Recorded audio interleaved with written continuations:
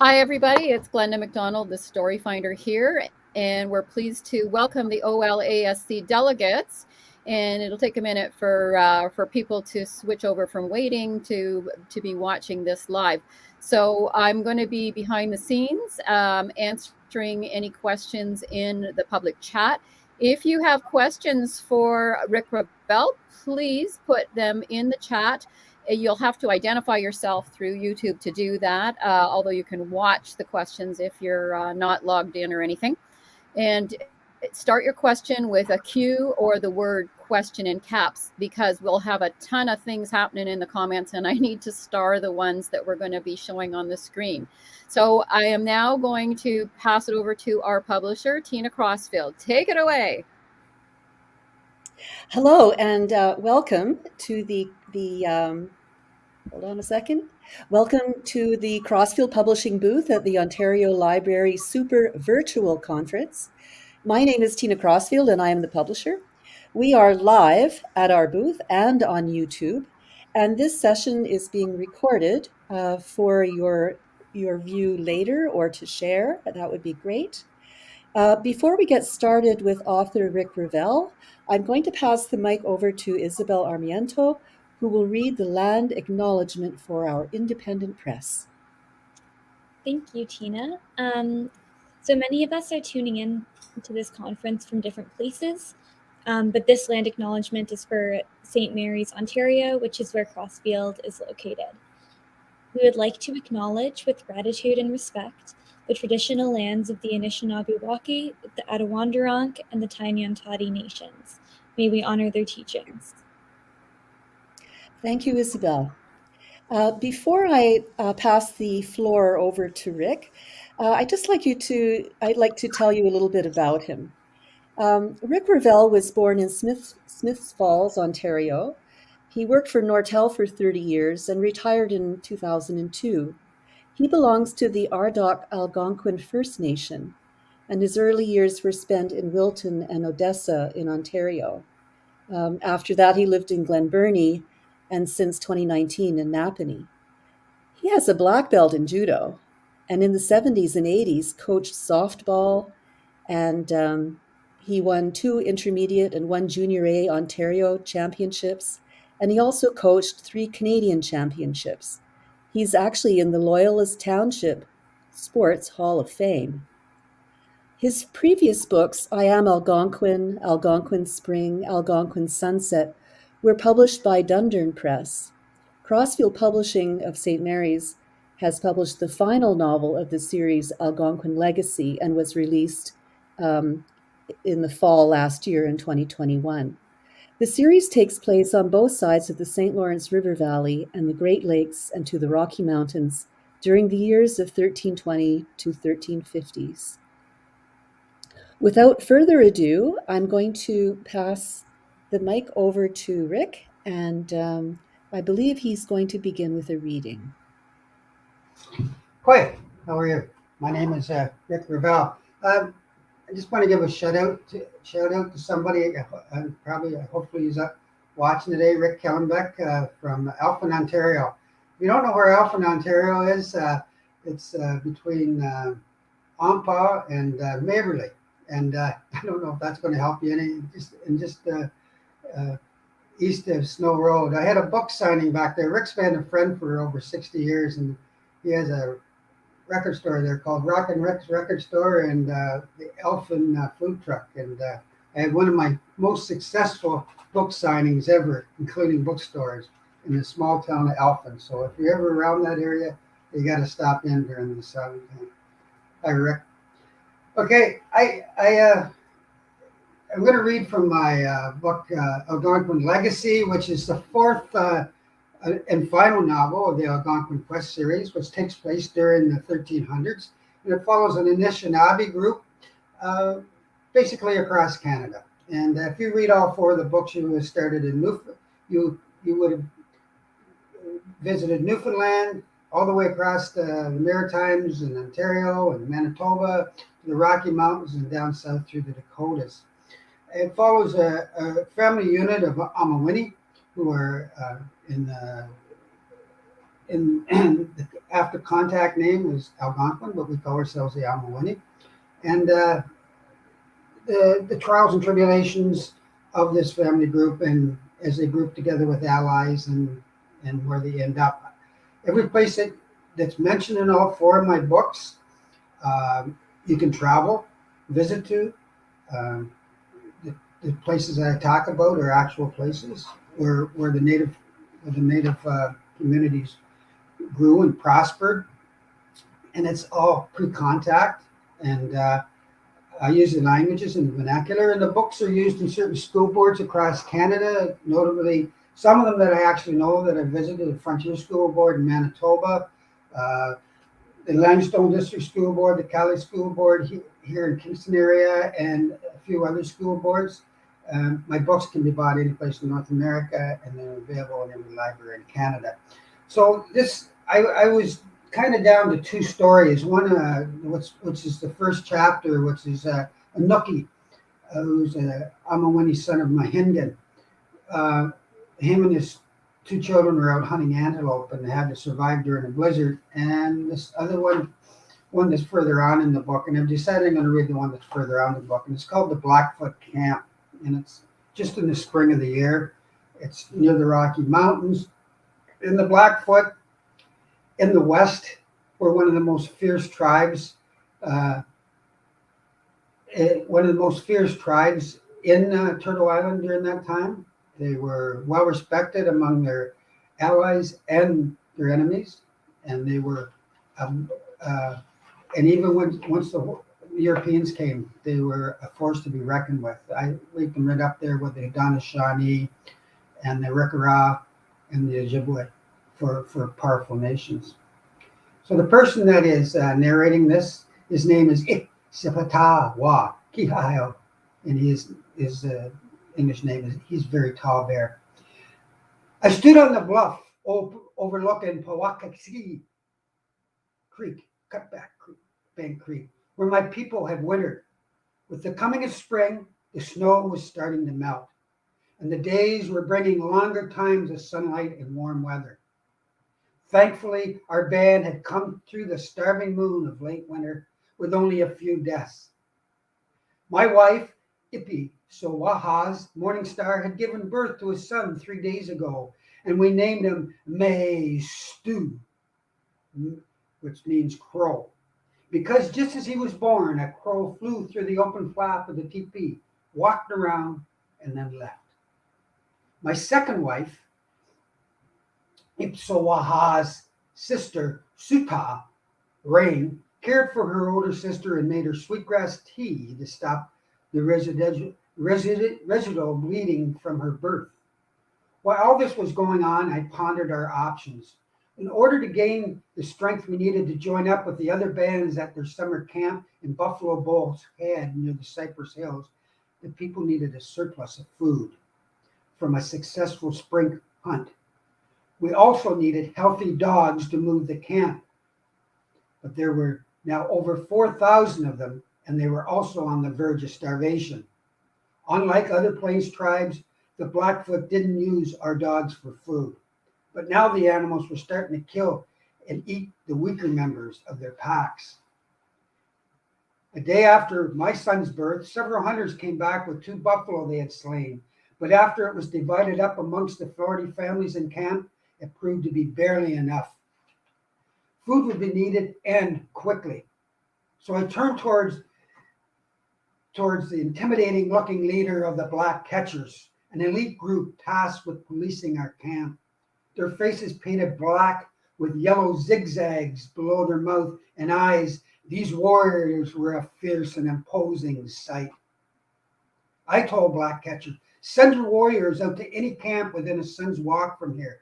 Bring them tobacco and sweetgrass and ask them to gather their best buffalo runners and callers to join us at Head Smashed In as soon as the snow melts. We will meet them there in 8 to 10 suns. The sun is gathering strength each day and the snow is disappearing quickly, he replied. By the time my warriors get to the camps, it will be time to hunt. I walked back to my teepee and passed through the entrance, which we always faced east to welcome the new day. Walking through the flap, I was greeted by my two wives. While Ipsowahahas nursed our son, Suta tended the fire and prepared a meal from our share of the buffalo that had recently been brought in. Suta, will your sister be able to travel in 2 days? I asked. She's a Blackfoot woman. She could travel right after giving birth. We will be ready when the time comes. 2 days later, the black catchers ride back into camp. They had contacted 3 bands who were all ready to move. The next morning, the women took down the tents, and by high sun, we were already traveling. There were 211 people, of whom only 22 were warriors, plus thousands of dogs pulling our possessions on Travois. It would be 8 or 9 suns before we arrived at Head Smashed Inn. There, we would camp below the cliff near the French Water of Old Man River. When the other bands arrived, there would be 800 or 900 people and enough warriors to run the buffalo. After everyone helped to repair the many hitaki cairns lining the run lanes, our runners would dress up in the skins of coyotes and wolves and approach the buffalo herd, grazing in the nearby Porcupine Hills. Then they would guide the Ini buffalo into the run lanes. During each day of the trek, our hunters managed to slay some antelope and the odd wandering buffalo, which kept our group fed and strong. My son, Crow, traveled in a cradle board, which kept him safe on his mother's back while traveling and when she was doing chores. He would be in this board until he learned to walk and would be free of it when someone could watch over him. That way, he would never venture unattended too close to the fire or to the dogs. We reached Old Man River after walking for 9 suns. While the camp was being set up by the women, the black catchers scouted for the herd. They found them close by, and plans were immediately made to begin the hunt the following day. The black catchers would patrol the camp all night long to prevent anyone from starting the pursuit on their own. Anyone caught doing this would be whipped with sticks. Their weapons would be broken, and they would not be allowed to participate in the hunt. Disrupting the hunt would cause starvation among all the people.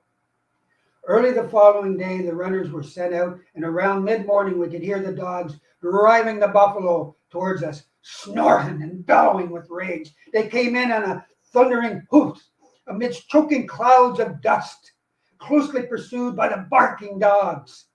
Everyone lined up along the run lanes, waved their robes to keep their animals racing towards the cliffs. As they neared me, I could see the fear in their eyes. Over 1,000 animals cut out from the huge herd were now pouring over the cliff in a suicidal wave. The resounding sound of breaking legs, crashing bodies, and terrifying death screams sent shudders up my arms and on my back as they struck the bottom of the gorge. For some of the luckier beasts, their fall was broken by the mound of bodies down below. Miraculously, they tumbled down the side of the pile, rolled onto the ground, and then escaped. Warriors armed with spears and clubs climbed up amidst the entanglement of bodies and efficiently put the beasts out of their misery. Since the dead and dying buffalo were covered in urine, blood, and excrement, it was a slippery and dangerous area for the warriors to navigate. The men and their weapons were soon covered in blood as they went about their gruesome task. The snorting and the grunting and the floundering, suffering animals, the cracking of the clubs against skulls, and the grunting of the warriors as we drove our lances home created a din of noise that dulled my senses. Like everyone else, I was completely covered in blood. At one point, I slipped into a hairy crevice between several bodies and turned my ankle, but I was left uninjured. The buffalo jaw club that I had made last winter was holding up very well during this intense and bloody work. Any hobbled buffalo that emerged from the bloody stack was promptly chased down by the young boys and finished off with their arrows. Meanwhile, the older boys, elders, women, and other warriors tied ropes to the buffalo's leg and pulled them down from the gooey pile to the ground where they could be butchered. It started to rain, turning the whole area into an entanglement of mud, blood, and pools of water, which actually made the job of dragging and sliding the carcasses around much easier. It wasn't until dawn the next day before all the animals had been slain and the carcasses were spread around. 3 warriors had been lost during the hunt, one in the stampede, one was gored by a big bull in the pile, and another fell into an opening between bloody bodies and smothered before we could get him out. Even though many animals had escaped during the run, it was still a successful hunt. The final count was 779 buffalo slain. Adept at cutting up the carcasses, the women had all the meat drying on racks by the end of 3 suns. During the grand feast that followed, we laid down tobacco and prayed to Apistu Tuki, our creator, for our good fortune. The people had regained their strength, and the dogs were now fat and lazy, with hardly enough strength to keep the flies off their bodies. They were splayed out all over in groups with young children dozing up against their warm, furry bodies. The smoke from the curing fires caused the women's eyes to turn red and constantly tear up. Between this smoke and the pungent hint of rotting meat being scraped off the hides, my senses were constantly alight. While the buffalo meat was being cut, smoked, and mixed with berries from the surrounding area to make pemmican, our outguards were forced to slay 11 grizzlies that were attracted to the alluring scents. Once we left the area, they were welcome to scrounge whatever remained, but for now they posed a big danger to us, particularly the children and the dogs. Half a moon later, we were ready to travel to our summer camp near Buffalo Bull's Head on the western edge of kmaq Cypress Hills. Once there, we would hunt the massive herds of buffalo that traveled through the region all summer long. When our long, strung-out line, over 800 people and several thousand dogs camped at night, our fires could be seen stretching towards the night horizon. Attracted by the smell of fresh meat, packs of wolves followed us on the fringes during the day. And thankfully, because of our large number of camp dogs, they kept their distance. One day, a huge, hungry grizzly decided to take a run at a travois laden with meat at the rear of the column. He was eventually overwhelmed by dogs, but it was not an easy kill for the pack. The desperate bear was massive, and its paws were the size of a man's head. As the dogs charged at him, he would grab one in his immense jaws, snap the animal's back, and toss it off to the side. It took over 30 dogs to pull the beast down, and when it was all over, 9 dogs were dead, and another 5 had to be put to the knife because of their injuries. The animal's claws were awarded to the families who had lost omika dogs in the battle. The meat was divided up among the dogs, and the huge skin was given to the warriors whose travois was destroyed by the beast. When we arrived at Buffalo Bull's Head after 9 suns of travel, we could see that the area was covered with the teepees of all the other bands. There was now close to 1,500 people, 300 lodges, and 361 warriors. Even though this was a very large group to feed, we now had plenty of brave men to protect the camp and hunt for the entire community. And that is how the Blackfoot and many in all the Plains tribes survived during that time for pre-contact. The buffalo was their life saving, was their life. Without the buffalo, they couldn't have any shelter. They wouldn't have weapons. They wouldn't have food to feed their families. It was a walking buffet, I guess you would say. Mm-hmm. Very descriptive, Rick. Thank you very much for reading. Thank you. We have about 10 minutes left, and I'd like to just go to a couple of questions. Sure. Isabel Armiento is going to read the questions for us. Sure. There we are.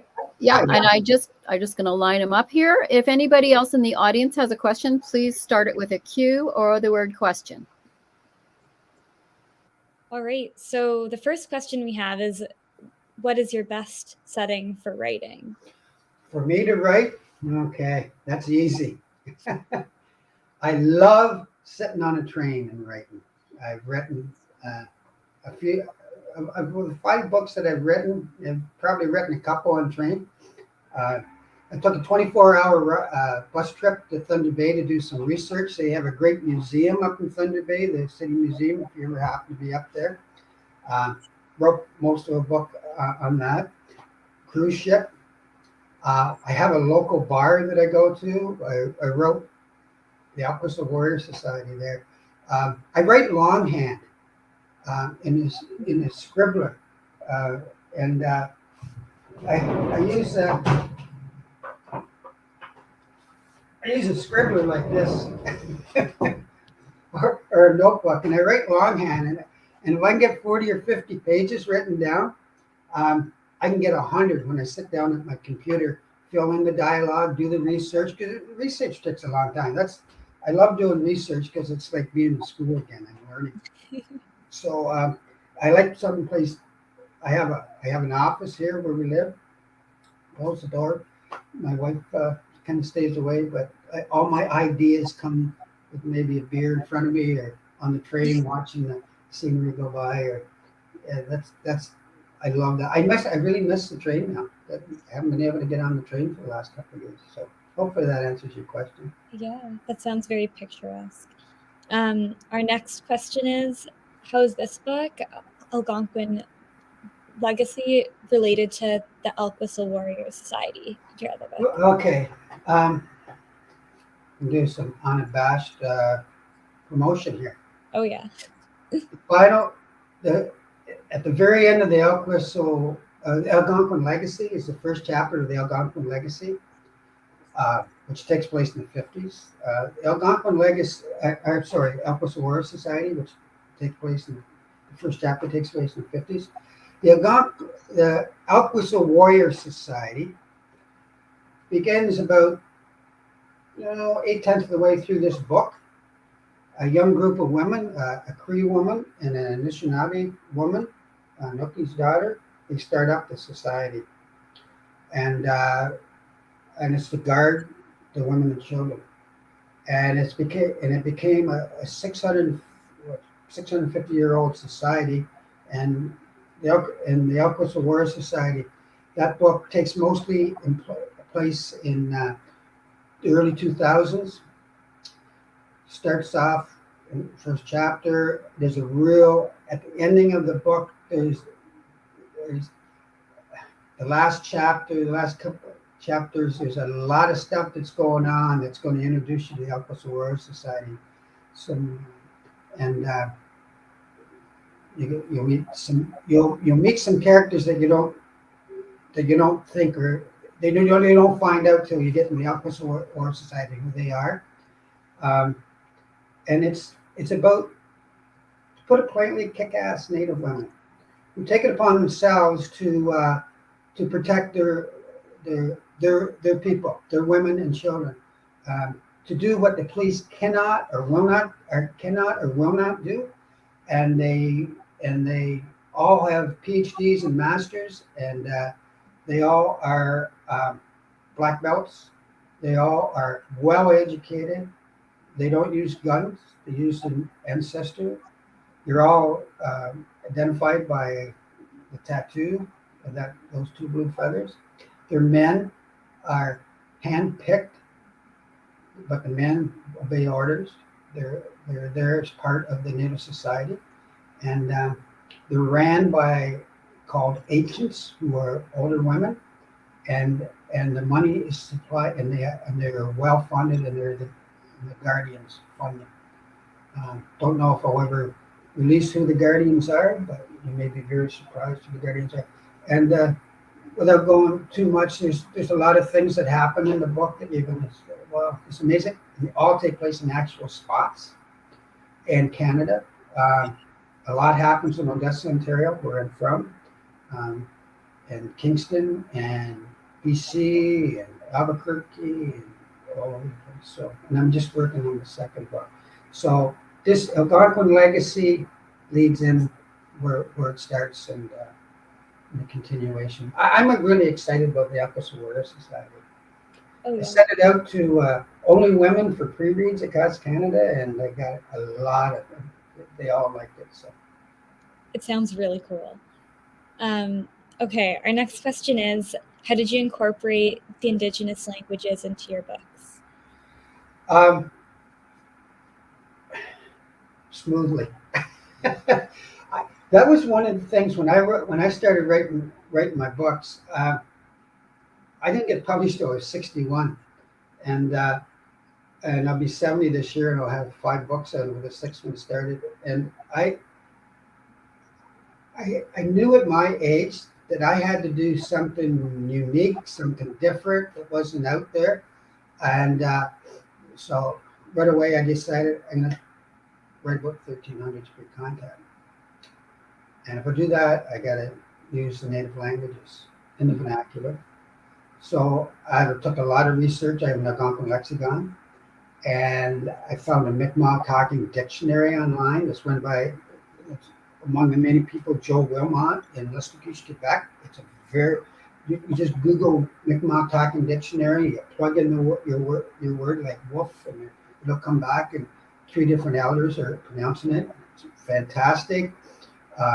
There's Anishinaabe talking dictionary that's out of the University of Minnesota, and inside that university there's a college, and that Indian college. The students look after the talking dictionary, and I wouldn't have been able to do this last book, but I found a talking Blackfoot dictionary at the University of Lethbridge, and without that talking dictionary, the 4th book wouldn't have been done.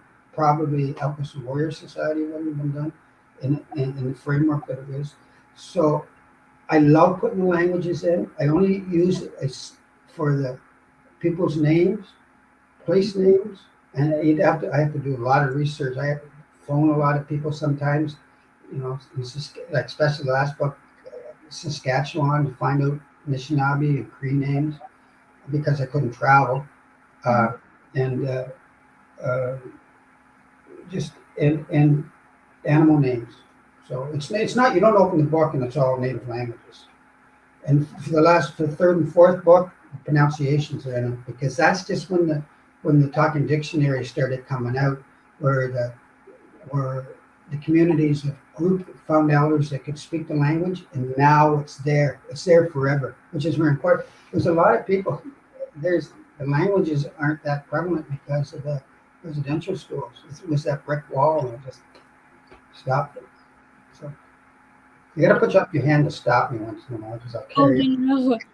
No, it's very interesting. Thank you for sharing all that. We are running short on time, though, so we'll do one more question before we're done, which is from Judy.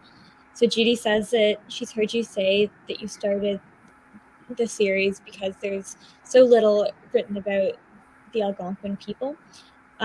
What or who continues to inspire you to write?